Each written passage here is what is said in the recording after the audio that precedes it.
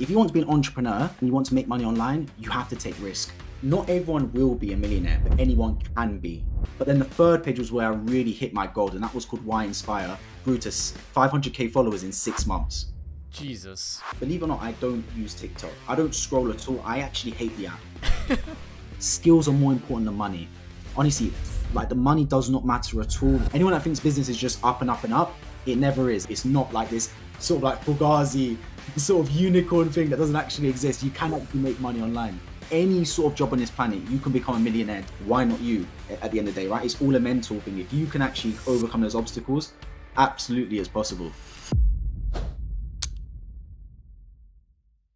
Okay, this episode was a little funny for me because the guy I talked to was almost exactly like me. He got straight A's in school and went to a top university in the UK to study engineering, and during that he was like, is this all that's in store for me? I want more. So he started trying a lot of side hustles online, including drop shipping and starting theme pages, and he actually found a lot of success with theme pages. He then made a YouTube channel and a whole brand helping other people start their own fan pages, and from there started a whole tech startup that is dedicated to helping people start faceless channels. It's a software as a service called Virlo, and honestly, this tool is kind of awesome. I reviewed it on my main channel, and we actually go over it on the podcast, like how the tool works, how it actually helped him start a whole new channel on YouTube Shorts and get it monetized, and all the difficulties and challenges that go behind actually starting a startup. So very cool episode, very cool person, and if you like me as a host and my kind of story, you're going to like this guy, because again, he's basically just a carbon copy of me. So without further ado, please enjoy the episode. Okay, so I've talked to so many people in like the YouTube automation, Instagram theme page space. So little of them go to college. I finally met someone who also goes to college. So what is your thought process behind like going to college versus not, and how that leads into doing side hustles? Yeah, it's really interesting because not only did I go to university, I went to the top 3 universities in the UK to study engineering. And it's a really interesting case study because throughout school, I was like straight A stars through everything. And when you look at someone that's an entrepreneur, normally it's the opposite. They always get told, oh, it's okay if you don't do well in school because there'll be other opportunities for you. So they naturally explore other things and get into entrepreneurship. But when you do well in school, it's like almost as if you're pushed into that alley. No one even considers entrepreneurship for you. But I got to university having done so well in school, etc., going to a top university studying engineering. And it got to first, second year, and I'm sitting there thinking, is this just what I want to do with my life? Do I just want to study engineering, get a good job, and just work? I was like, no, that's not what I want to do. So I want to actually try something different. And at the time I started drop shipping, I mean, I'm sure, Bennett, you've tried so many different money-making sort of hustles before. Then I realized, hang on a minute, I'm a student. I don't have money to spend on ads all the time. So kind of kicked out the window.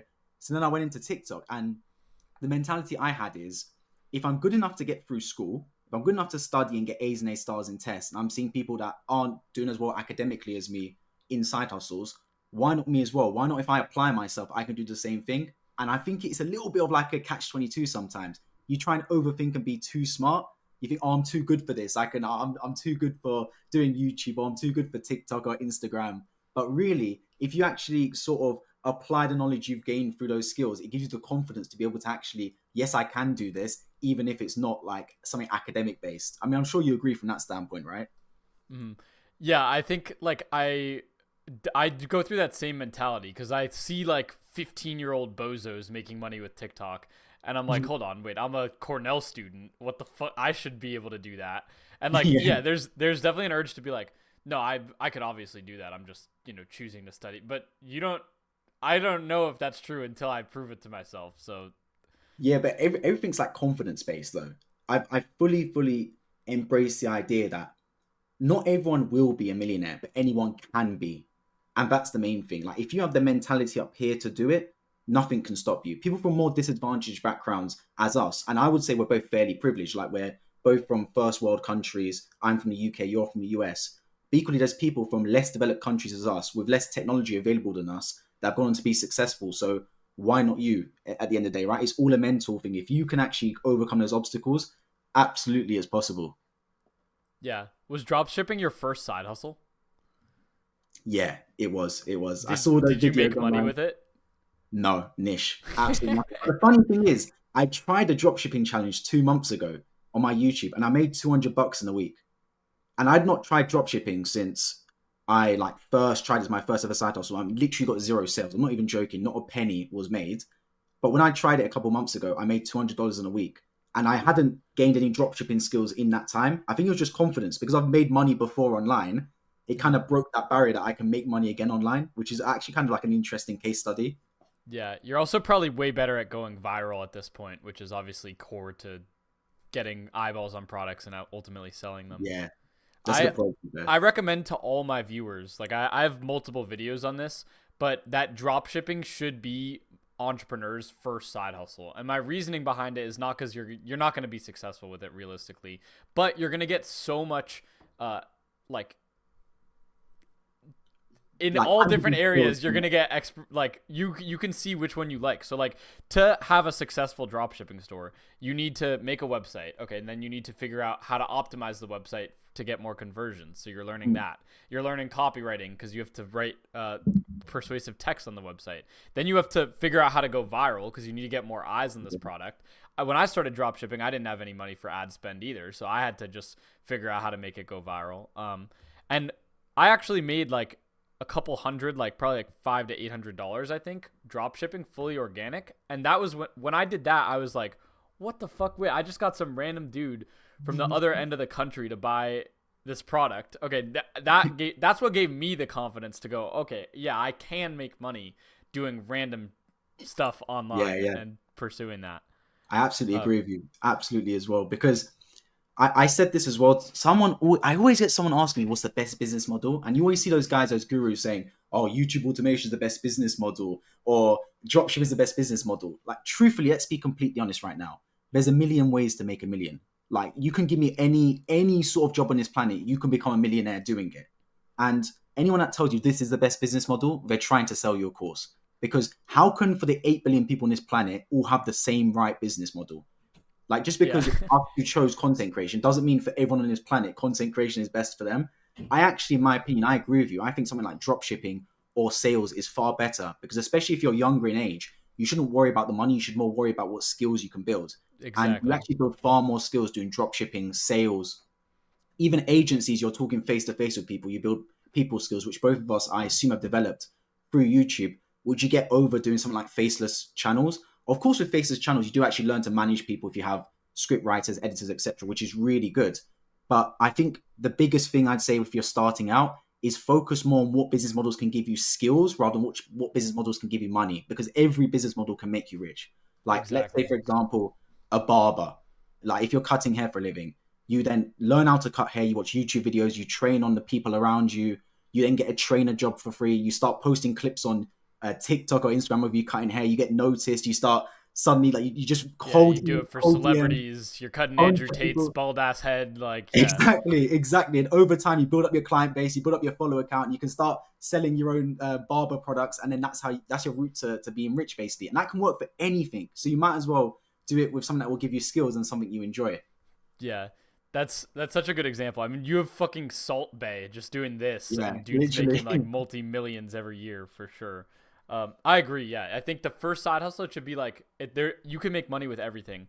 The first side hustle for a lot of people though should be something they can do with zero money, and so that's why I'm a proponent of like these three. I think I'm a big proponent of affiliate marketing, YouTube automation, or drop shipping, because all three of those you could start for like free or like drop shipping like really really cheap, like $1, and then whatever the cost of the product is, and just start making videos with that. And that's how I got into content creation, because I was doing drop shipping. There were all these different paths of like that business that I could use to try to make more money in, and I actually just found the most fun part just recording videos of like a product and figuring out how to get views on it. So that led to all the other things I did down the line. But so yeah, how did you end up getting into theme pages in college? And what did your peers think of this? Yeah, so this is really, really interesting, right? Because I think this is actually the case for a lot of people.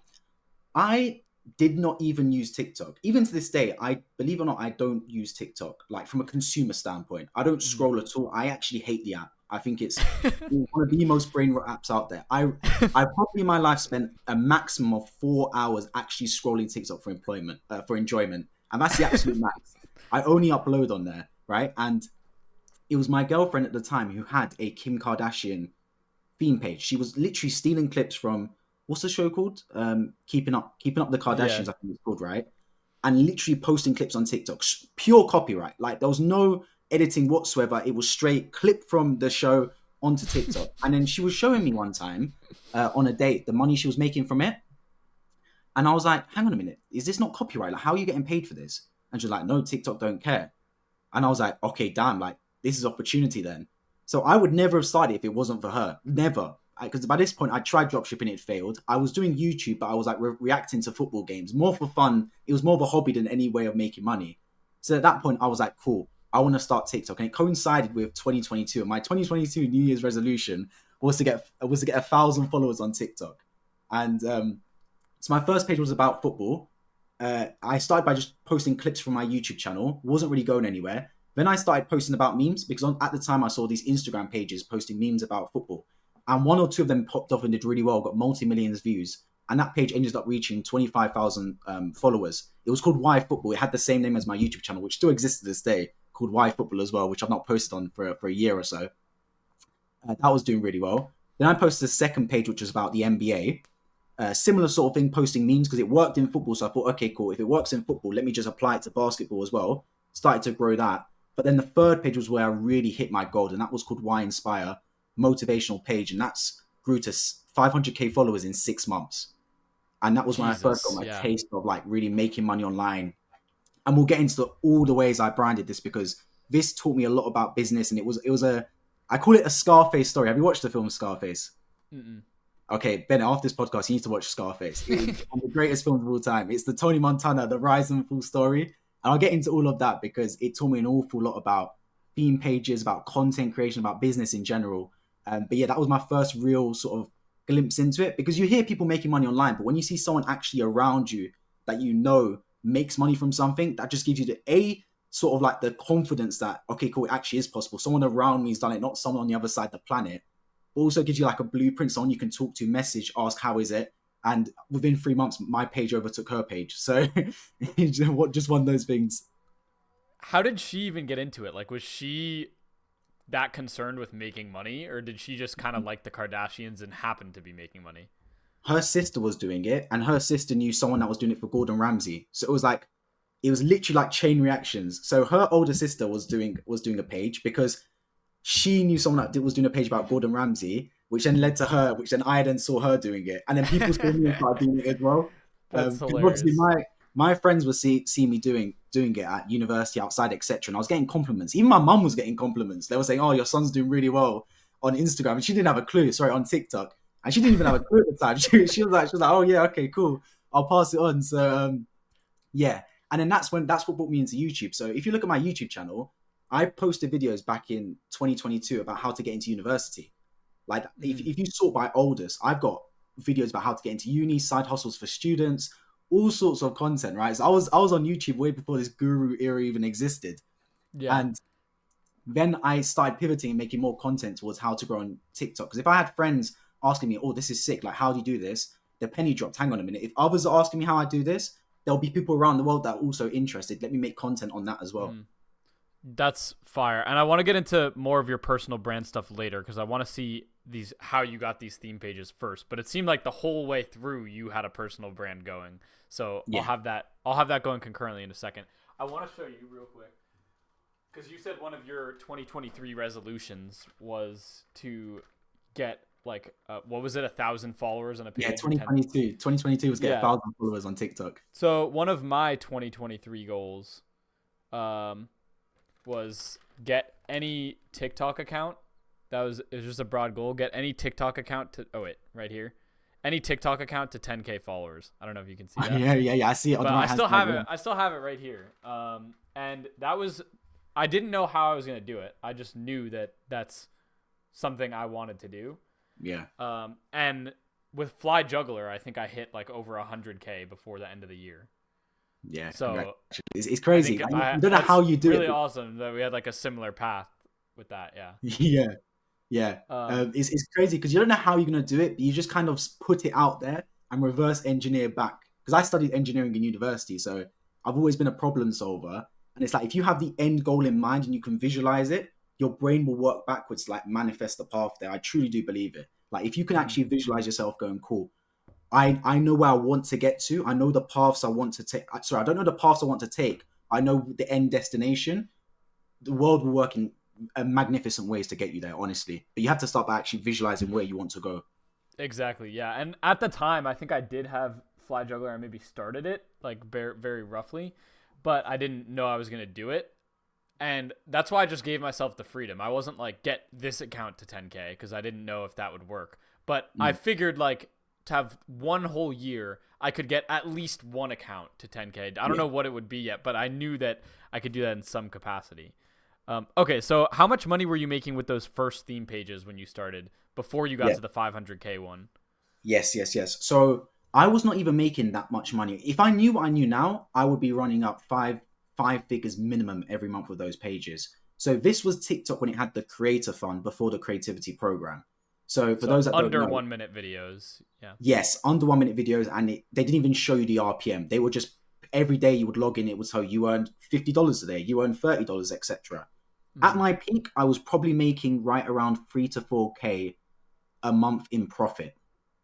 Mm-hmm. Bearing in mind, I'm going to talk about what happened with this and why I say at my peak. Reason being is because I was getting paid through TikTok, the Creator Fund, which wasn't great. It was about $1,000 a month. But what really started working was when I was actually making money through the affiliates and sponsorships because I had a motivational page. So how Why Inspire, my most successful page, works is I was taking clips from Instagram, I was moving them onto TikTok, but I was putting a black and white filter on them and adding captions. Think of the most bare bones motivational page you can think of. This was before unoriginal content, reused content, etc. Where now you have to add all these fancy edits. You got bulk motivation, doing all these like crazy graphics on the screen, etc. This was the most bare bones you can think of. Any sort of celebrity talking, you just slap a black and white filter on it because that was the theme of my page, and then add some captions. And I was outsourcing the clips for $1 a clip at the time. And I was posting 4 times a day, 9 a.m., midday, 4 p.m., 7 p.m. Like it was the most easy business model you can think of. And I had, What platforms were you on at the time? so TikTok initially, then I moved to Instagram. My Instagram, I'll talk about it slightly later. And Okay. then YouTube Shorts as well, I got into. So all three of them all had Why Inspire on there. And what I was getting was because I had that 500,000 followers at my peak. I was getting actual influencers come to me and say, we want you to post a clip of me saying something motivational or from my podcast, whatever, and we'll pay you. So I had people like Timothy Armu come over, who's actually starting to blow up now recently. All sorts of people actually come and give me their content and say, post me on your page, which was crazy because that sort of like made me think, hang on a minute. A lot of people, when it comes to monetization, it's the same with YouTube. Their only thought is the YouTube partner program. But when you think about it, this is actually a business. Like at my peak, even with YouTube, 15 to 20% of my income comes directly from that platform. There's all these other ways you can make money. And that theme page opened my eyes to that and opened my eyes to the business side. I had mentorship running through there where I had literally like a link in my bio, a link tree that said, if you want like mentorship from me on your TikTok pages, I do one-on-one calls. And I was doing it for super cheap at the time, like $30 for half an hour. $30 for an hour for like a one-on-one call. I was mentoring people. I had a clothing brand at the time as well, like Why Inspire clothing. I've got some in my cupboard as well. My wardrobe. About it, like literally any monetization model I tested with that page, absolutely anything at all. Which was really cool because I was just running through all these different like monetization models. And what I'll get into is that account eventually got banned. And it got banned for copyright. Well, I assume copyright. It didn't tell me. It just said community guidelines violations. Mm. My girlfriend's one got taken down on the same day for the same thing, and she was also doing the Kardashian clips. I was doing motivational content, so it was like I call it the Scarface story because it was like the rise of making all the money, and then the fall of losing everything overnight, and literally everything. Like I'm not a depressed person at all, but that was borderline depression when I opened my phone and it just got like wiped straight. Your account's been disabled, cannot open it. All my income streams derived like zero again, flat, straight zero, nothing's entering my bank account because even my YouTube page was not monetized at the time. Like, I was posted for 18 months on YouTube before it got monetized. So this is like that was the rise and the fall, but you need that because it teaches you a lot of lessons. It's anyone that thinks business is just up and up and up, it never is. And it makes me laugh when because I'm in the game like you are, right? When like someone says how to make 50K a month and they show you a screenshot of their dropshipping page making 50K, and really it's not 50K per month. You made 50K in 1 month. the next month might be 10K, 15K or something like that. It very rarely is 50K per month, 50K, 50K. It's always rise and falls. So you've got to have that like mentality of staying like level headed when good things and bad things both happen. Okay, so all of it, and when it all came crashing down, it all just was on TikTok, or your Instagrams also got fucked? Yes. So the story started 2022 is my New Year's resolution began. February the 14th, I started. It was no 16th. It was 2 days after Valentine's Day. I remember. I started Wine Inspire. It took me a month to reach 1,000 followers. It took me 6 weeks in total to reach 10,000 and into the TikTok Creator Fund. And exactly 7 months later, it was around September, October time. It all got banned. 2022. All my pages, my football page and my motivational page, both got banned because they were both like memes, reused content, fully wiped. What was the second part of your question? It was now I'm forgetting. But no, I think it was oh yeah, when did it come crashing down on every platform? Yeah. Yes. And then so Instagram also got taken down. My YouTube still exists. So if you type in Wine Spy on YouTube, you will find the page. It got monetized. Now, this is the funny thing. You might remember this as well. I don't know how long you've been in the YouTube game. Before YouTube were paying, they had this like shorts bonus. Do you remember what I'm talking about? Where they used to pay you. I never was in it, but yeah, I remember hearing about it. Yeah, they would just randomly pay you out. Like there was no like strategic sort of like element to it. And then they had obviously the actual partner program. But anyone that's new to YouTube, the YouTube Shorts partner program back in the day was terrible. You would get paid 3 or 4, like 5 cents per view. Absolutely garbage. And then I was in that for a while, earning nothing. And then that also got hit with the reuse policy. I'll share my screen just so I can show anyone what this means. And anyone that's not been hit with reuse policy before, listen to this, because at the time, this was before anyone on the internet knew what they were talking about. So they kept sort of like gatekeeping this. And I didn't know how to write appeals at the time. So my appeal got denied. Let me share my screen so I can show you exactly what I mean. So you should now be, can you see my screen? It's loading. There we go. Yeah, I can see it. Yeah, exactly. So this is 8th of December 2023. So we're going like a long time ago, 1.5 years ago, basically. My appeal got denied, right, for reuse content, and rightly so. It was straight stealing content. I deleted every video afterwards because my appeal was unsuccessful. I was like, scrap this. And now I use this more of an experiment channel to just try out different things. But what I should have done, what I did is I showed them how I made the video. What I should have done instead, anyone that's actually suffering from reuse content, explain one of these points. That is your best way of literally getting your channel back. If you've done something and you actually believe, okay, cool, I've made edits, just explain one of these points. Say it's a thoughtful revision of your content. This is why. It's part of a critical review. This is why. It's reaction video with where you comment. Say this, because that's all YouTube care about. If you do one of these, you'll be fine. Like there's people that genuinely post reuse content where it's not theirs whatsoever, and they get away with it because they've argued one of these points correctly. And to a point, it depends on the YouTube employee that reviews you. But that's what you should do. At the time, this was back in, as you can see, December 2023. There was no one online that I knew that was doing this sort of stuff, talking about YouTube Shorts from this standpoint. At least me, I wasn't really online in the space at that time. So I just kind of just sent an appeal of, this is what I do. It got denied basically instantly. But I wish I knew what I knew now, and I would have taken it more seriously.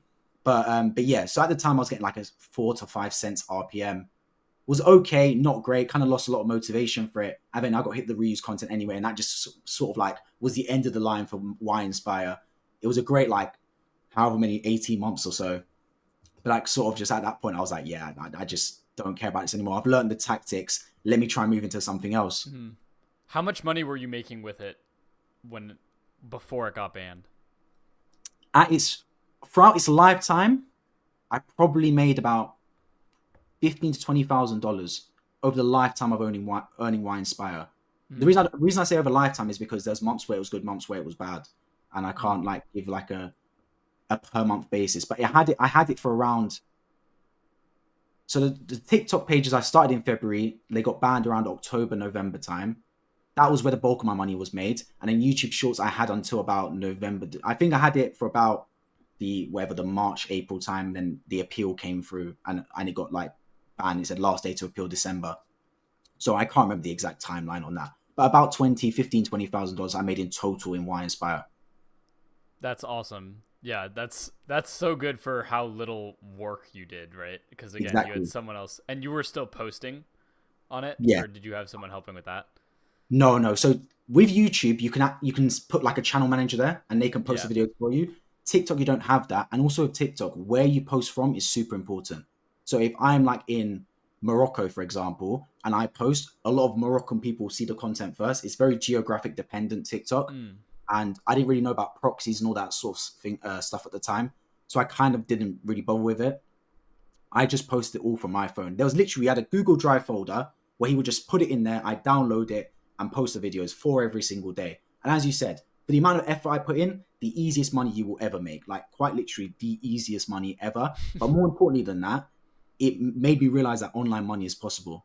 So, you know, when people say like that first 1,000, that first $100 is the most important, they're right, because it gives you the confidence that, damn, this is actually possible. It's not like this sort of like Fugazi sort of unicorn thing that doesn't actually exist. You Yeah. can actually make money online. Okay, got it. So where did you go from there? I might interject and go to the personal branded stuff because that must have all been going on while you were doing all this, right? Exactly, exactly. So my account got taken down, and for a good 3, 4, 5 months, I did basically next to nothing. I was uni had got really busy at the time, university. So it was like exam season was coming up. So I focused a lot on university. I was posting videos of me playing, watching football. In fact, let me actually pull up that channel because no one really knows about this unless you like know me at university. Because I was making a lot of videos about football. I used to love football. Like honestly, every day I would soccer. For those of you that are watching this from the States or in case, but this is my football page. I used to live stream after every game, making basically no money from it. But what it did give me, it gave me a lot of camera presence and confidence and charisma. So this was my football page, right? And you can see me like reviewing games afterwards, live streaming after basically every single game that was happening. And I was doing this up until Wow. about 10 months ago. Literally every game I was live streaming afterwards for a good few hours, a lot of them. So that is what I was doing for a long time, just as like more of a hobby than to make money. And it was only really when the creativity program came out, and and then when I saw like YouTube Shorts start to make the turnaround, I said, okay, cool. Let me venture back into this making money online space. And at the same time, to be fair, I was still teaching people on YouTube, on TikTok, how I was growing pages. Sorry, on my YouTube channel, teaching them how I was growing them on TikTok. So, Mm. because the skills still last. Like even if your accounts get banned, you still know the skills of how to grow pages. And why inspire a lot of the skills I learned was the branding, having email addresses, having ways for people to contact you, using an actual domain name. Don't use at gmail.com. Have, for me, it was at Sankar Media, my business name. Have clear branding, have links in your bio, have info products, teaching all sorts about the business side of social media. And so, yeah, that was basically what I was doing for a long, long period.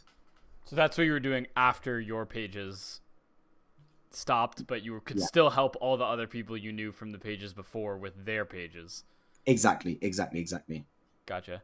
Okay, I want to look into your videos that you were uploading at the time as well, because for me, I again went on like such a similar path. It's like almost crazy, Hmm. uh, because I at the same time as you was like uploading videos on how I do what I do while I was doing it. I think people love that journey to like actually watch you, uh, like doing the thing while you're doing it. You know what I mean? Yeah, And actually exactly. documenting it rather than just saying it after. But Yeah. so, what made you want to post videos of yourself in the first place? So I clocked on about personal branding way before everyone started going about all personal branding is all this and all that. I knew how important a personal brand would be about, well, when I started this channel in May 2022, so about 3 years ago. I was like, I need a personal brand. I really want Mm. to. My inspiration was Ali Abdal.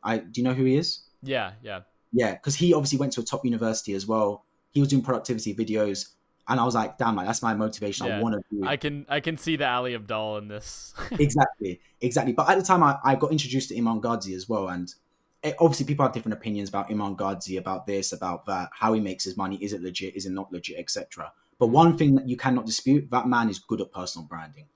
Like Yeah, he is good at it. So I wanted to be like a hybrid of the two of them. I didn't want to be pure finance like Imam Ghazi. I didn't want to be pure productivity like Ali Abdal. I wanted to be like the middle of the two, sort of. like a hybrid. Mm. So I had a lot of videos about productivity, but also about investments, about side hustles. Yeah, as you can see there, how I got 500,000 followers in 6 months. A TikTok video. I cracked Yeah. the TikTok algorithm. Yeah, so there we go. That was literally the month I hit that as well. I was talking all about that, all sorts of different things when it came to university, when it came to finance, etc. Okay. And then when did you start? Because I started to notice, because I did check through your channel. Yeah, Mm. here I started noticing a really big shift from like here to. Oh, okay. And then this is when the creativity program dropped. Yes. Okay. And then Yeah. yeah, once I started seeing these, I'm like, okay, now he's starting to know to know what he's doing. Here, this dude doesn't know what he's doing with YouTube. Yes, because I kind of had like a moment where I was like, hang on a minute. By this point, I was in my second to last year, and by this point, my last year of university. So I was like, how long can I make university videos for? And Ali Abdaal obviously pivoted from away from just medicine into productivity. I needed a pivot. And I said, okay, if I'm going to grow my personal brand, I need to actually provide skills. What have I got a skill in? I know how to grow TikTok theme pages. There we go. Mm. Let me just provide advice on that. And I've always been sort of like a give the information away to build the personal brand. Like it's a fair exchange. I give you away free information. You subscribe to me, follow my journey, etc. That makes me a more valuable person if I have a bigger personal brand. Now, by the way, I actually have no problem with people that sell courses, believe it or not. I think if you know what you're talking about, there's actually nothing fundamentally wrong with it. Like we go university as an exchange for information and pay money. If I Mm. hire a consultant, I pay them to give me the information. Nothing fundamentally wrong with it. The problem with course sellers is you don't need to get vetted to be one. So someone started selling courses, whatever, was actually know what they're talking about. They sell the course, people get information back. Great, fair exchange. But then what happened is you have all these growth operators that have come around trying to tell every Tom, Dick, and Harry that, okay, cool, you can make money now if you start selling courses. And now everyone just thinks they're ready to be a course seller. Mm. And it doesn't work like that. And then you have one or two bad experiences with courses, and now the whole name's been tarnished. Where if you're a course seller now, you're seen as a bad person, which I don't sell courses, by the way. But I actually don't have a problem with people that do sell courses from that standpoint. But it's the motivation behind it. If you are doing it from a standpoint of, cool, this is how I'm going to make my money, I'm just going to be a course seller, there's a problem with that. But if you actually have information to give and you want to have that information behind a paywall, I don't think there's a fundamentally an issue with that. Although my personal opinion is to give it away I give it away for free to build my personal brand because I think there's enough value there that you can give it away for free. Yeah, I fully agree. I've given out so much. And see, here's my thing too. You can also just have affiliate links to all the tools that you use as well. So that yeah, And that's so what I that's do. what I do. So I do that, and then I don't charge for any of the information, so they can use the information for free. All the tools they don't need; it's just helpful. Mm, And I agree with you. Like the fact that I'm able to be in touch with all these entrepreneurs now, and that I have an audience that I can talk to and pull from, and like bounce ideas off of, it's so worth giving away the information, in my opinion. yeah. I guess the flip side of that is I don't happen to need the money right now. Like I'm still in college. My expenses are still paid for. So, but you know what I mean? If I had to pay rent, it might be a different story. But yeah, given the scenario I'm at right now, I fully agree with that. But Um, there's empty money as well, right? Like I'm not a millionaire, so I can't comment on what being a millionaire is. But there's times when I've made money and I felt really fulfilled. Like right now, we'll get into it. I'm doing a SaaS tool, and every time someone purchases a subscription for that, I have like fulfillment inside me. Like wow, like my tool is helping someone. They paid a subscription. That's like a yeah. really fulfilling way of making money. And there's empty ways of making money, and empty ways of making money is when you know you didn't really deserve it, right? Mm-hmm. And I can't say I've really experienced that myself, but I know if I was flogging a rubbish digital product or a rubbish course, I wouldn't. There'd be a part of me that's like, how can I do this? Like, is the money really? It feels like not drug money, but it feels wrong. Like this money needs to be come from a better, more fulfilling source. So I agree with you from that standpoint. Yeah, I fully agree. I think there's nothing that's more like fulfilling than actually helping someone and seeing them succeed and being Exactly. like, oh yes, it actually worked. Um, Honestly, I get more fulfillment when I see. So I was on call 2 or 3 days ago. 3 days ago, it was on a Monday, and someone I've had client calls. It's my fourth client call with them so far. They pay for 1 hour call. They got monetized on the call. So they applied a couple of days ago, and on call with me, they got the email saying, you've been approved into the YouTube Partner Program. Oh And the my happiness god, I that's felt for awesome. them at that time was more than happiness I get when my own channels get monetized. Yeah. It's like someone I've helped has got monetized right there and then their first ever page monetized on YouTube. So like trust me, when you actually teach people and you help people and you see them, that gives you so much fulfillment. Yeah, it's like with when you help a client, you hold the standard higher for them, because it's one thing to like fuck up your own video, but like it's a really another thing to fuck up someone else's video that trusted you. You know what I mean? So Exactly. I agree. There's so much more emotional tie there, and honestly, I think it's kind of funny because there's some people like me or like you probably, or other people who are able to they are just better at helping people do a thing than doing the thing sometimes, and end up like making more money from helping. And I agree with you, there's nothing wrong with that as long as you actually are helping those people. Yeah, yeah. I think Like if you're good at it, it's way more profitable to run 10 people's social medias who don't want to run it themselves than it is to run just your own social media, absolutely. Like you know. if I actually knew this is how you make $10,000 a month through YouTube Shorts, let's say for example, and I know concretely this is how you do it, and I charge 10 people $5,000 a month for my mentorship to help them make $10,000 a month, everyone can agree that that makes sense. They make a $5,000 a month profit. But people are going to be like, hang on a minute, you're making $50,000 a month for these 10 people, but you're only making $10,000 a month yourself. You're making more from your mentorship slash course. Yeah. Yes, but everyone's winning Yeah, because, exactly. Exactly. but obviously, but the flip side, so that makes fundamental sense. But the problem is, not everyone is vetted and qualified enough to even give that Yeah. information in the first place. Like everyone's now selling courses, everyone's now giving away mentorship, Mm-hmm. etc. You have to be in a particular position to do it, and that is why I've showed my journey from the start. Like I'm one of the few people in the space that started YouTube when I had like nothing, niche, zero. Mm-hmm. So you can see my journey throughout of being just like a uni student to throughout. Okay, I grew this TikTok page where my videos were rubbish, like no camera, no microphone, nothing, the straight potato mic. But I like that. It gives me that like authenticity that a lot of Mm-hmm. people will not have in the space. Yeah. How important is it to just get reps in on camera? Super important. Like if anyone that knows me knows I was actually a bit of an introvert, and now Mm-hmm. honestly, this is why I know faceless YouTube is good for business and everyone wants to stay anonymous when it comes to online. But please do, like, if you want to do face YouTube, it is a million times better than faceless because the skills I said this at the top of the podcast, skills are more important than money. Honestly, like the money does not matter at all, especially when you're younger. If anything, you don't want to become rich too quick because the quicker you go up, the quicker you can go back down. But skills are irreplaceable. Since being on camera, showing myself, showing my face, I've done thousands of face YouTube videos across my channel, my football channel, etc. When I was doing TikToks, thousands of times I've been on camera now, and the skills I've learned, how to articulate myself, how to talk freely without needing a script or anything along those lines, having charisma, having confidence, any aspect of your life, it improves. In your dating life, if you want to attract the other sex, it improves. If you want to go for job interviews, like I've never failed a job interview in my life. I mean, I've done about 4 or 5, but because I've got that like confidence of talking to people, I'm personable. I get on with people much easier than I did before, and it all comes from being talking on camera. So I know it's counterintuitive me saying this, but I don't care because I'm not selling the course. Doing YouTube Shorts or doing TikTok theme pages or YouTube long form automation, for a lot of people, don't do it. Like do something that actually puts yourself out there and you're showing yourself. You're going in sales. You're failing. You're talking to someone and say, "Hi, buy this from me. Buy this keyless padlock I was trying to drop ship the other day," and get rejected 10 times out of 11. But do that because it's better. Like the skills you learn, you're facing rejection. It's better than sitting behind your screen and trying to make YouTube videos. Trust me when I say that. I'm trying to make faceless YouTube videos. Let me correct myself.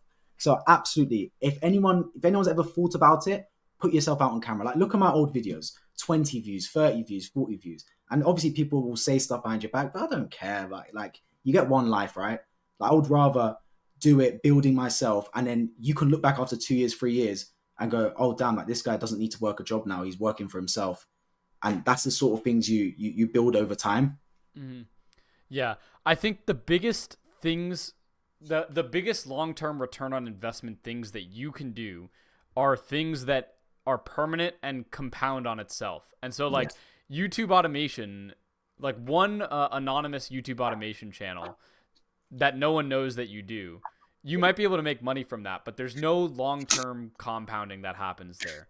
But things like reputation and trust and like just personal brand, skills especially, those are all things that compound really hard over time and give you the best permanent returns compared to a shorts channel, which might get demonetized when the platform changes its rules. You know what I mean? Yeah. And I've seen firsthand. I'll tell you one thing we're starting. All because of the fact that I have a YouTube channel and I have trust built up. We started a service where, so a lot of people like have viral videos but aren't in the US, and so they can't monetize on TikTok because their videos, because they can't open a US TikTok account. Yep. We started a service where we just do that for people for a percentage. And the only reason that works is because I have trust that's built. And that can compound because then we get, everyone trusts me. We do it. They get paid out. Now there's more testimonials. And now any business I want to start, I'm in a market where I'm positioned that people can do it with me and can't really do it with anyone else because there's no trust there. And so that compounds past when YouTube changes its monetization thing. Any business venture that needs to be done there, that's what I think is the longest term value. Exactly. I agree with you 100%. What can long term put you in the best position to succeed? Mm-hmm. And that's for me, one of the biggest parts of entrepreneurship. It's how am I going to be perfectly positioned when a new opportunity comes up? You know? Exactly. So yeah, what now I noticed, so it seems like a similar path for a lot of creators now is, do the thing, teach how to do the thing, and then create a SaaS that helps people do the thing. Yes. Why is this such a common trend? Yes. So now, believe it or not, now Virlo is literally launched a month ago today. The 9th of March is when we actually fully launched Virlo. And we're now at almost 5,000 users, over 250 paying subscribers. So we've had a really good start to it. But believe it or not, Virlo actually first got conceived August last year. And I actually found the email the other day. I'm going to try and pull up the exact email my co-founder sent to me because I think it'd be actually really cool to see if I can find it. Yeah. Like the first ever email he sent to me. First things first, just let everyone know what Virlo is. Yes, good point actually. So Virlo, I'm sitting there talking about it, waffling about it, no one even knows what it is. Right, so Virlo is a social media tool that helps you find viral trends across both TikTok and YouTube Shorts. Why have we done this? Now, anyone that knows how YouTube and TikTok works, pattern recognition is super important. You need to hop on viral trends and viral niches as soon as possible. But if you are a complete beginner, you don't know A, what's going viral, and B, more importantly, you don't know what to look out for. You don't know what signals to look out for, etc. So at Virlo, we've conglomerated the best performing videos into one platform and given you data on those videos to help you succeed. And what we've currently got on Virlo, by the way, is honestly 10% of what we actually want. Every single day, the whole team, we're locked in. Monday through Sunday, we talk every single day about the plans we want to add, the features we want to add to Virlo. I've been super, super lucky with the team we've got.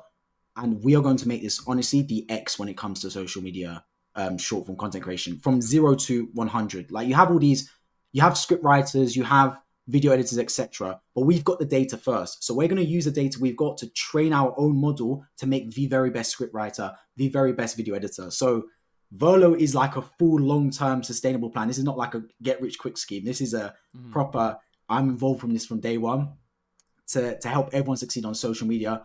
No need to pay all these money for mentors or courses, etc. We give everyone the available information at the most affordable price possible. It is expensive to run, but at least it's far more affordable than spending $2,500 for a high-ticket course. Okay, so this was the email I got sent, my very first email from my co-founder, Nick, who's like fantastic, by the way. 14th of August, 2024, this got sent. So we're talking like practically, what's this, like 9 months ago or something like that, 8-9 months ago.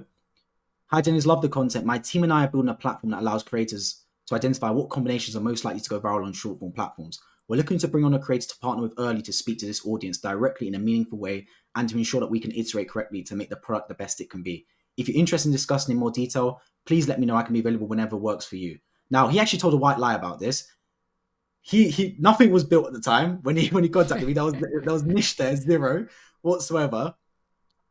And he initially was going to offer me 5% to just talk about virlo. And I said to him, I said no. I said, look, I want to build a SaaS store. It's always been, I'm a smart guy. I went to Imperial. I studied engineering. This is all part of, like, this is perfect. It marries me doing engineering and using my academic skills with actually business and something I've got a skill in, which is social media. Like, it is the perfect combination you could ever think of, right? So I said, cool, but I want a higher equity. We got on a call. He actually wanted it to be about viral sounds and trending sounds. I was like, no. We cannot build a SaaS store about what's trending sounds are going on TikTok and YouTube Shorts. Does not work. Let's make it on viral actual content. This has never been done before. We've seen like 1 of 10 and Next Lev do it a little bit for long form. But to my knowledge, and even to this day, nothing for short form content exists. Why? Because it's hard to build. Like, August is when we started it. We launched it in March. That goes without saying. That is dev costs. That is cost of scraping all this content. It has been an absolute marathon to build virlo, and we're just happy it's in a place now where we feel confident showing the public it, and people can take advantage of it. And as I'll show slightly later as well, I actually launched a page in March, so last month, using virlo throughout for all the research, and it's already it's ready to be monetized now. Got it. I still want to clarify though, why a SaaS to begin with? Like Daniel Baton opens what's that one called Creo. again? Creo AI, yeah. Alex Hormozy endorses school. Like, why are all these big influencers promoting SaaS from a business point of view? It's a good question. I think with SaaS tools, it obviously has the opportunity to give you generational wealth, and it's the in thing. Like, there's a book I'm reading right now called 0 to 1. I'd recommend anyone to read it. That isn't. It talks a little bit about the dot-com bubble, and right now it's a little bit like the AI bubble. Like, everyone just wants to start a new AI tool. It's the thing. It's a new thing, the in thing on the block, right? And if you can market a product and it's actually valuable and it works well, you can get bought out for millions of dollars, and that is generational wealth at the end of the day, right? Like, you could be making 50 grand, 60 grand a month from social media, but in 2-3 years time, that might go and you have to go work again. If your SaaS tool gets bought out for 20, 30, 40 million dollars and you have a large enough equity in that, that is generational wealth that you can live off. So I think everyone's understanding the potential for SaaS long term, that it pays off with one lump sum rather than the monthly recurring revenues, because we're still not profitable on virlo. I mean, it's only been a month. It'd be amazing if we were profitable already. We're far off profitable on virlo, but every day we talk about the aspirations we have, not even from like a standpoint of, yeah, I can't wait to exit and buy my Lambo, because I'm not materialistic. I don't really care about that, but we care about the long-term projections of where this can go. And I can't talk for everyone in the space, but I know from my standpoint, building something that's bigger than me and bigger than my personal brand. So even if my YouTube channel gets shut down tomorrow, so if your YouTube channel, let's say everything, Fly Juggler, Money Mind Unfiltered, this podcast, everything related to you got shut down. If you have a SaaS store, that still lives on beyond you. And that's something you can still contribute to. And that's something that did worry me a little bit, because I've had other social media pages banned, like I said before, Why Inspire. That taught me to be anti-fragile. So, and every other income stream I've got is tied one way or another back to my YouTube. With virlo, obviously my YouTube is a big part of that and promoting it, etc., and being the personal brand behind it. But still, it's still separate to me. It's a completely separate entity. So that is very appealing from that standpoint as well. The SaaS tool is like the final boss when it comes to, I mean, I'm sure you agree, like the final boss when it comes to like an online entrepreneur. So yeah, when you get to the SaaS tool, that's like the final boss to take on. What makes these exit values so high for SaaS? Well, first of all, in terms of exit value, normally it's 3 to 5x your ARR, your annual recurring revenue. Now that depends on churn rate and all these other factors. I actually saw Musa and Daniel Bitten saying that they had a friend that sold their SaaS for 400 million, and they think Creo can go for something similar. Now, I haven't spoken to those boys personally. There's no way Creo goes for 400 million. I don't know what they're thinking about. Maybe at a stretch 2030, at a stretch, right? But it's crazy. I couldn't give you like a specific reason why they go for so much, but I think people just realize that this is a growing market. And so if you're willing to invest, and if you've got, do you know Real Farm, by the way? Yeah. Is that good? I'm going to ask about that. So we've just started using it for virlo as a way of marketing it on TikTok. Is it good? I think it's decent. It's a 100K MRR company, and all this guy's got is a bunch of UGCs with a hook on top and then your own video afterwards. Like, it is simple, but it works and it's effective. And that's a 100K a month company, a million a year company based off that. And it can grow even further than this. And that's just the crazy things about SaaS, right? Like, it's only as much as that person values it. And you can get crazy valuations. Why? Look, I don't know. Would I pay that much for it? No. But there's people out there that clearly see the potential. And if you've got a large proportion of that market, like Virlo has the opportunity to dominate the short form market because there is no one else right now that does it. I could be wrong in a few months' time, but right now we dominate the short form trend space. So valuation wise, we're the monopoly. Yeah. I've heard that they SaaS can get really high exit value is because they have really high profit margins usually, like a Yeah. gross profit usually. Um, they have high, like as long as there's low enough churn, you have really high recurring, and there's very little key man risk usually. So all three of Yeah. those things is like a perfect recipe. Like if I'm thinking of buying like a restaurant, well, there's low margins, the customers aren't necessarily recurring, and but like with SaaS, high profit margin, everyone on there is basically going to stay unless like something really really random happens. Um But I do want yeah. to say though, beyond that, I agree with you 100%. I made SaaS sound amazing. This has not been easy. Like I Yeah. said, Or we started in cheap. August. It's I can tell, Yeah, yeah. it's not. It's my co-founders bootstrapped the whole thing. I've not had to put in a penny, thankfully. But he's already put in 50 grand minimum, maybe close to 60, 70 minimum Yeah. already into it. And we've still got running costs every single month that we're not profitable on, right? Mhm. So this is not cheap, and it's not for the faint-hearted either. Like nowadays, my day is more virlo than it is anything else. Monday through Sunday, I'm working on it. I'm on calls every day with it. I'm messaging the team every day on it. So yesterday, someone signed up, and the plan they purchased didn't link up with their email address, and obviously that's a big problem. I'm having to sort that out with the dev team there and then. Problems arise. These are not the problems you have with other business models. That you won't get that with your YouTube channel. Like the worst thing that someone happens is they leave a comment because they didn't like the video. That's the Yeah. worst you get, really. You're not going to get Yeah. actual like serious business problems. But thankfully, and this is super important, right? The team you have, the team is big. There is four of us when it comes to Verlo, and then two marketers which are also working, right? You got me, my co-founder. We're in charge of marketing.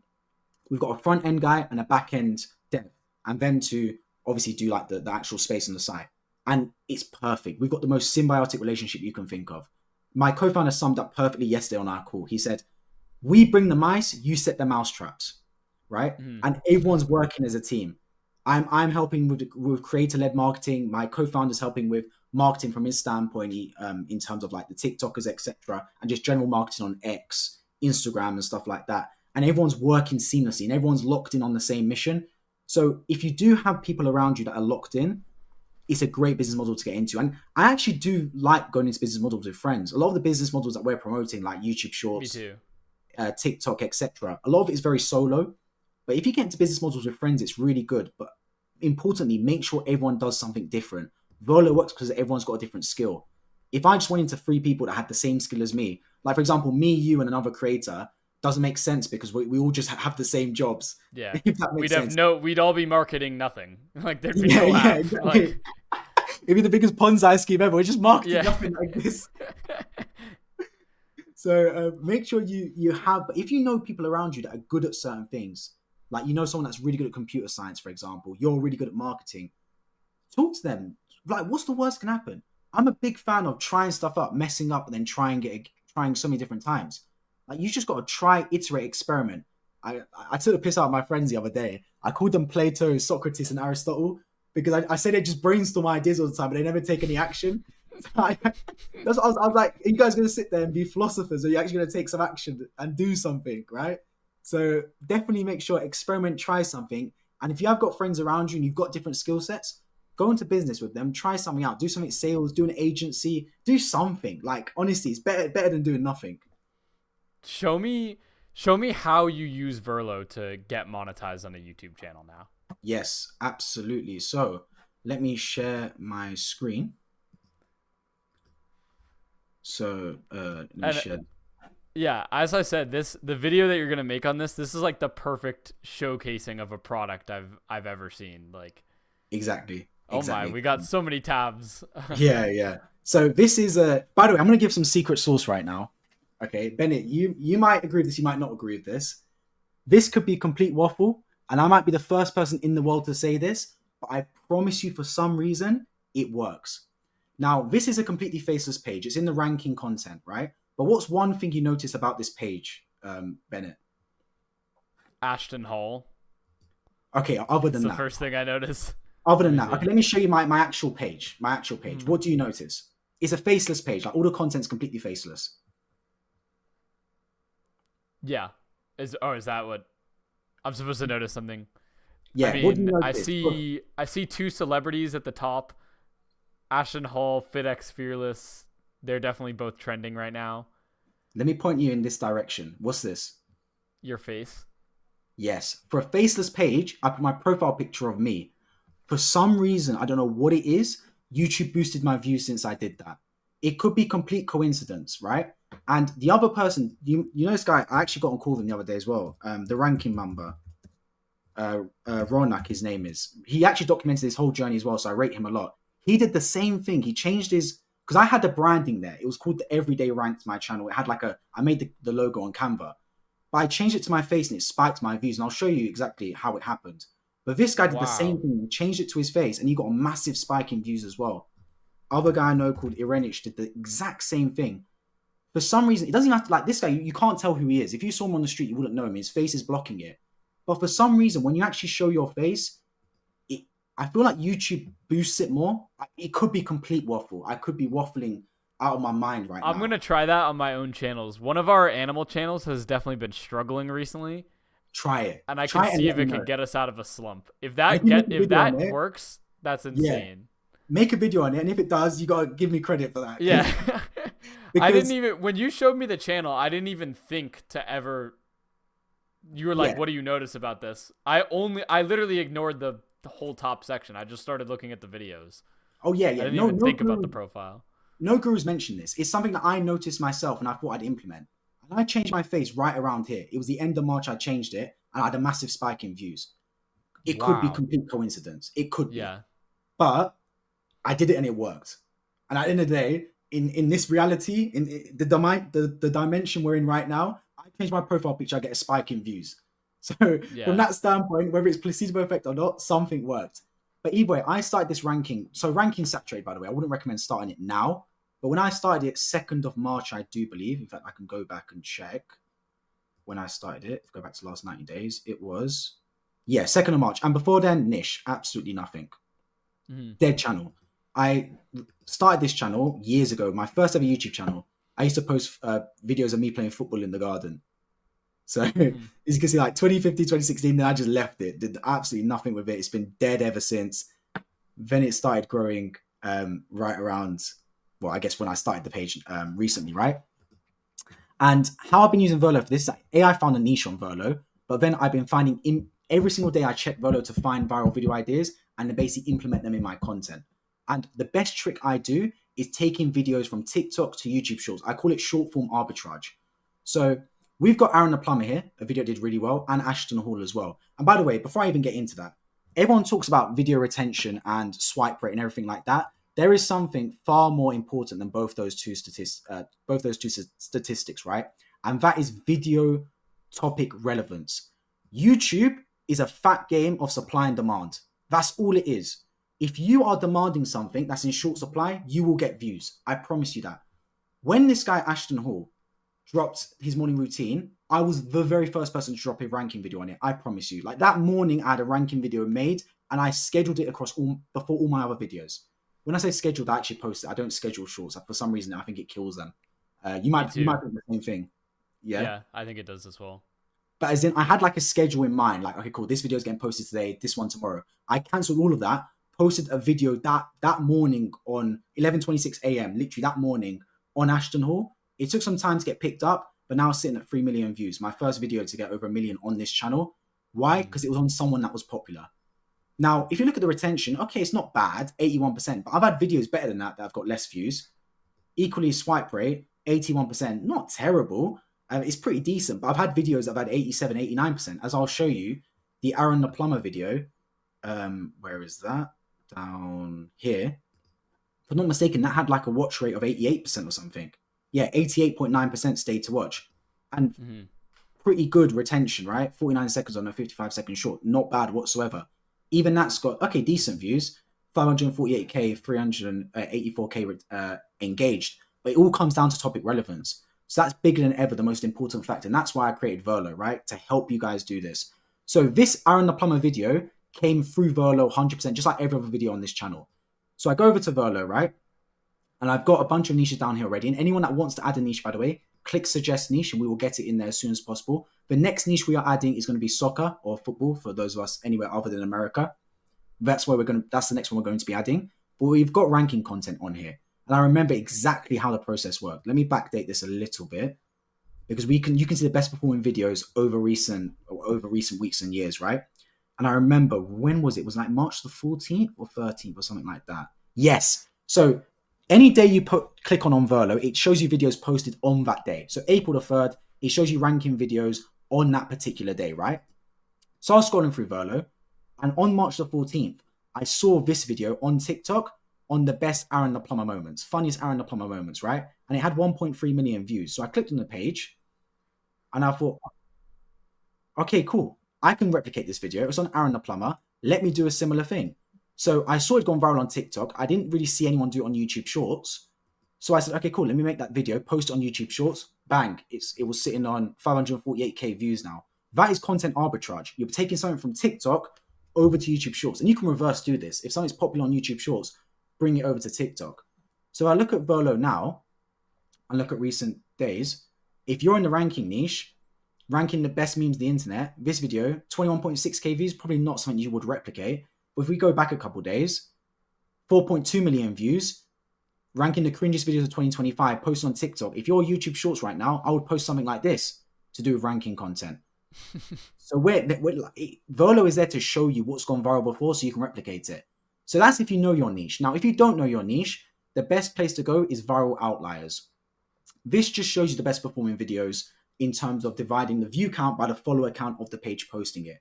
Because when you're scrolling through YouTube Shorts, and I can show you this if I just go on a normal YouTube Shorts feed, right? You see one video, and you don't really see the follower count unless you have vidIQ like I do.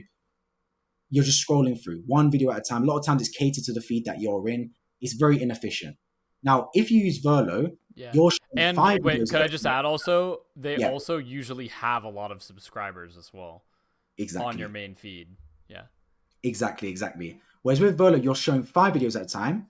You see a preview of the video already, so you can scroll over and see you would like it. And we recently added, it's actually thanks to you, Bennett, as well. You suggested this, a recent outliers tab. So this only shows videos posted in the last few months. So 2025 and end of 2024, which is far more relevant.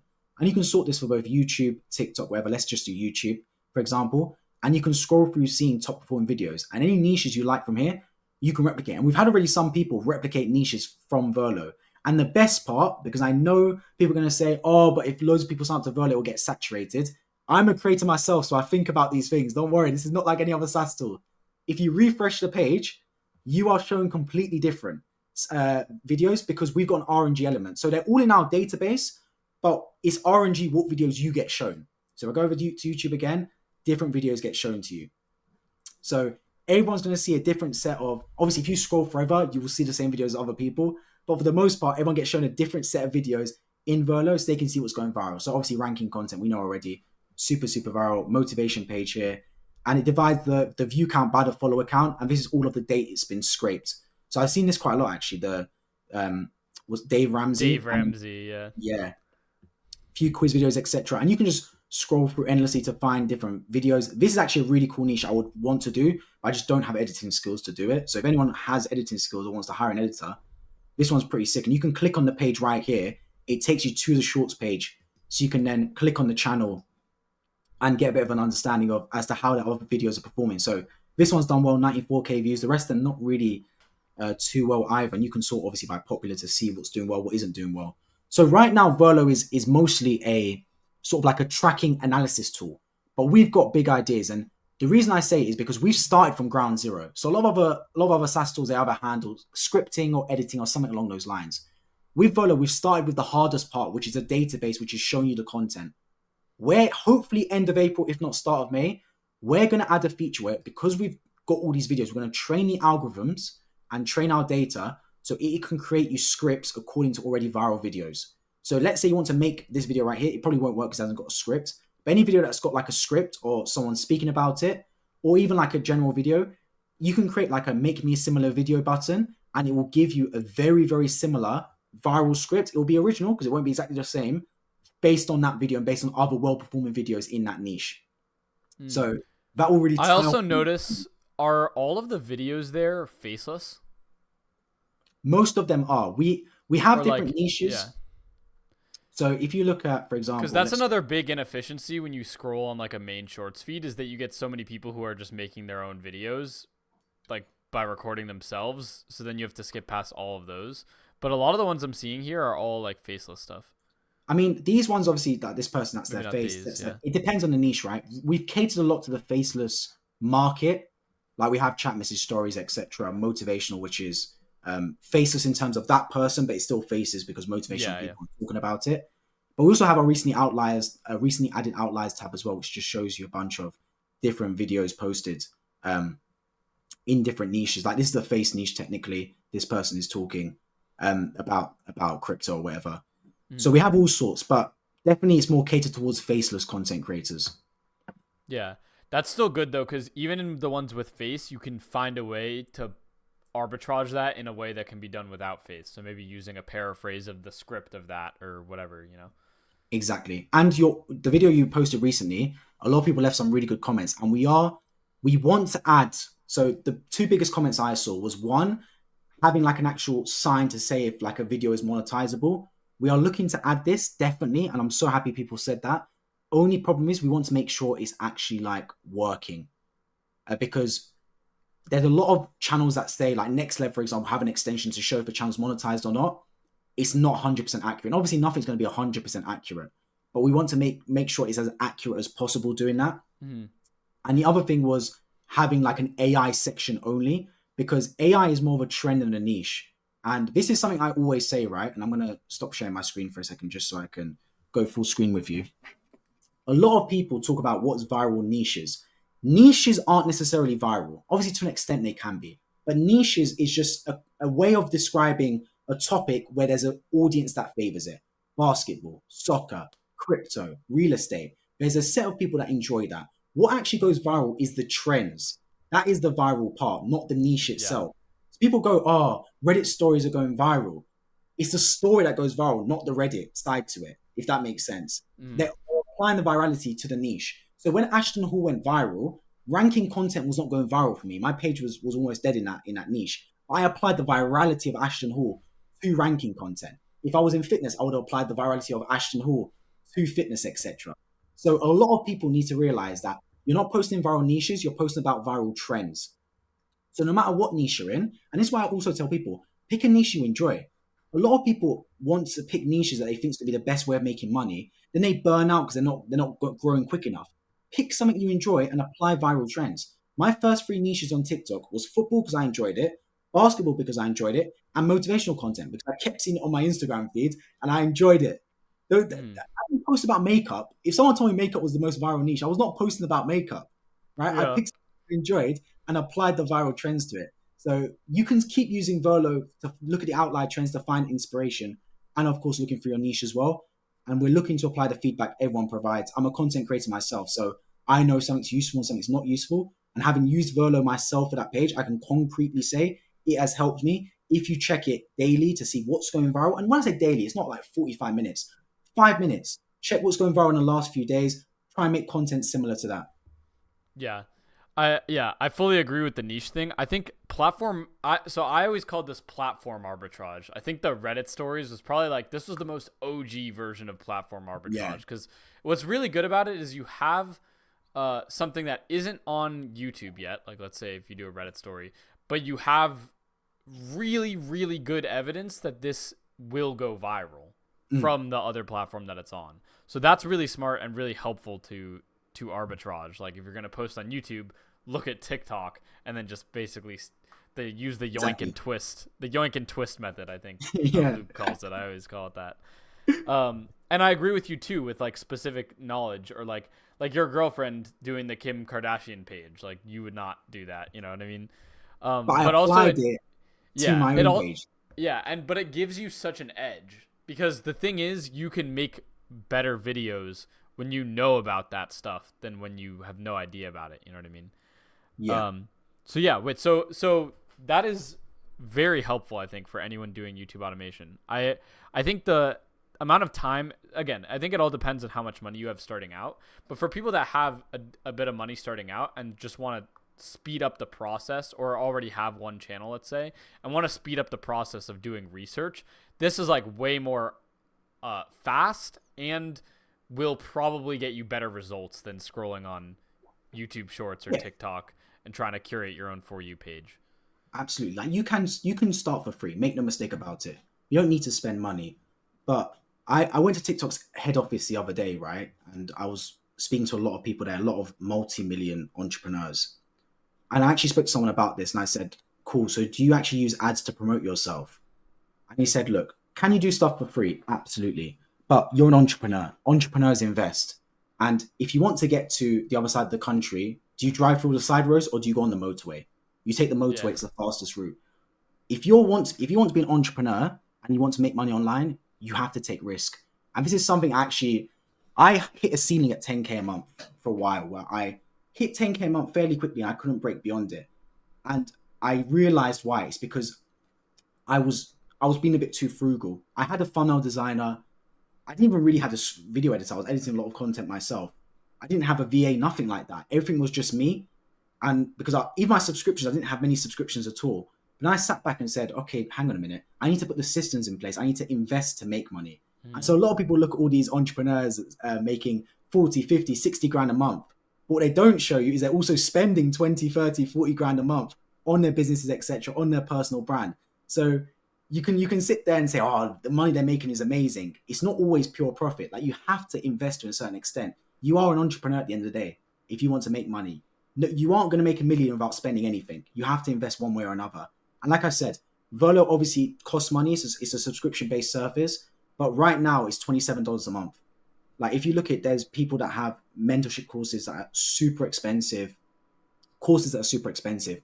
At $27 a month, we've made it as affordable as possible. And we're going to tweak our pricing structure over time when we add more value adds, like for example, scripting, etc., to tweak it all around.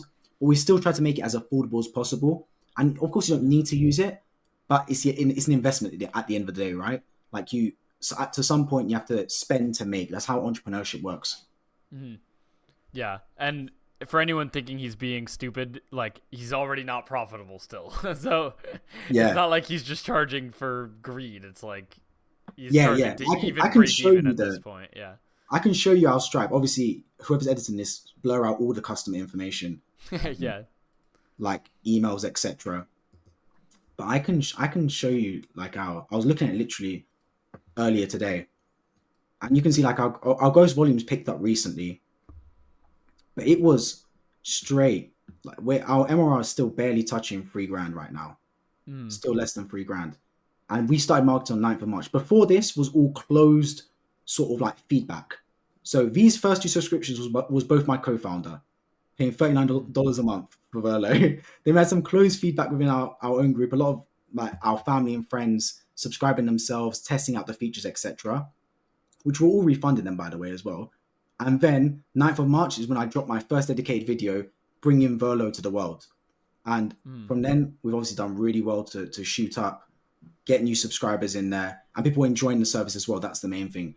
Churn rates are high when you start SaaS tools, but we actually today, my co-founder fed our numbers into ChatGPT, which does like basically analyzes your bounce rate, your churn rate, etc., your growth.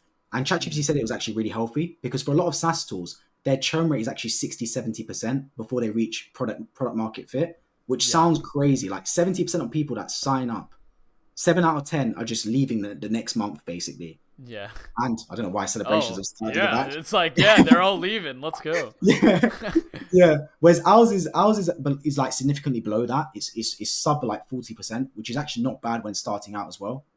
And Mm. it's only going to get better when we provide a real value add. So yeah, Velo is nowhere near profitable right now. We're still far off it. But at the end of the day, we're bringing something that's going to help the community as well. That's the main thing. And the amount of people that have reached out to me since then about virlo, and it also gives me an excuse to reach out to different people as well, to connect with different Oh creators. yeah. So yeah, heavily recommend it. Yeah. Well, that's awesome. I'm super curious to see how the ranking niche that you've used virlo to find does with it, and I wish you extreme success with virlo.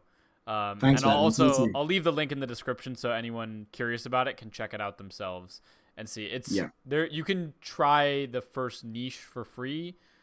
Yes, you get one. Oh, on there we've also got creator searches. So you can search up any person's account and see data about them. So you get one TikTok search for free, one YouTube search for free, and one niche search for completely free. And then from there you need to upgrade. We've currently got weekly, monthly, yearly plans. Weekly plan does not give you access to outliers, but does give you access to the niches and the creator searches. And then the monthly and yearly plan does. We will tweak this over time though. So the best thing is to just check out the page, check out the pricing models. We're trying to optimize it because we're still a startup at the end of the day. We're barely a month in. But that's our current pricing model. Awesome. Yeah, and also if you look at it and you have any suggestions for it, they have like this is like I've never talked to a company before that is so like willing to take into account anything that people want. Like we went on Yeah. like a 1 hour call. I showed up the things I would change. There was like the next day you guys had already changed stuff. I uploaded a video showing the tool on my channel and how it could be used. People were commenting, "Oh, we could do this," and you were replying to all the comments saying, "Oh yeah, we'll add Yeah. that." Blah blah blah. Like I was like, "This is insane." So even if you don't use the tool, just suggest stuff. And thankfully, we have someone who's willing to build stuff for the YouTube automation space as a whole. And that's the Yeah. way I see this. It's like I have a guy. He's dedicated to helping YouTube automators in whatever way they want, and you just tell this guy what you think would be helpful, and then a month from now it magically appears on their website. So Yeah. Except I must say, I'm not building anything. That goes, all credit goes to the devs for that. true, true, My hands true. are not coding for 1 second. But yeah, I'm purely like the link man between helping it, all obviously all the ideas over to the devs to bring it down in terms for them to understand and to put it on the site. Yeah, true. But yeah, you have also been like the one that all I know is that I say something to you, and then all of a sudden it's there on the website. So That's how that's magic works. how I see it from my perspective. So I've been eyeballing this whole call, that little bookshelf behind you. So I want to Yes. end this podcast by asking if you could recommend me 3 books to read. Which should I read and why? That's a great question. So if it was one book, this might be a bit controversial, but I would always recommend reading a religious text if it's one book, because you'll learn more than any other book in that. But if we're just talking about free non-fiction books, the most recent one I read was A Lean Startup. I read that because obviously I'm in startup, I'm starting a SaaS store. But my favorite ones was How to Win Friends and Influence People. Really good book. Really, really good book. The biggest lesson I learned from that book was use people's names. Remember people's names and remember stuff about them. Life is a people business. If you're good with people, if you're personable, if you get on with people, if you're a chill guy, if you're easy to get on with people, you'll be completely fine. And little things like remembering someone's name, remembering their birthday, remembering what team they support, and saying, "Oh, the result on the weekend was good, wasn't that good?"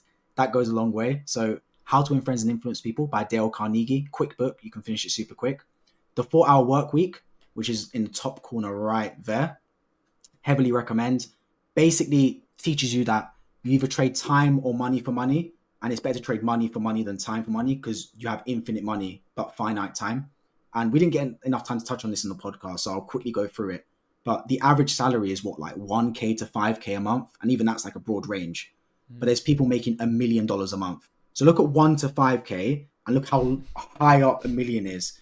Like it goes infinitely high. So if you're just trying to work a 9 to 5 and you're making 3-4 grand a month, there's so much space you can go into.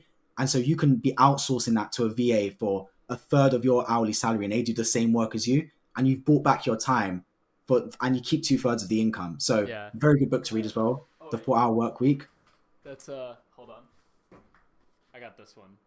Yeah, by Dan Martell, Buy Back Your Yeah. Time. Very similar. Yeah. I've not read that one, but I do want to read it. And the final book that I've not got on my shelf because it was an audio book, The 48 Laws of Power, by Robert Greene. really good book as well. That was an audiobook one, which I prefer physical book just because it's more tactile. I feel like, I don't know why, like osmosis, it gets into your system better. But that's a good book as well because it's like an easy read. It has I like books with a lot of like examples, real life examples. Hmm. So even when it comes to like films, etc., I love watching documentaries, real life films, The Big Short, etc., Wolf of Wall Street. When it's actually happened in real life, I resonate more with it, and there's lessons to Hmm. take away. So those three books: How to Win Friends and Influence People, The 4 Hour Work Week, and 48 Laws of Power. I recommend anyone to read that, and I recommend you to watch Scarface tonight when this podcast is done. Okay, I'll keep that one down. Dennis, thank you so much for taking the time for this podcast. It was Of so course, awesome learning about your story, and I can't wait to see in a year from now I'll have you back on and we'll see how Virlo turns out by that time. hopefully, appreciate it, of course. Sounds good.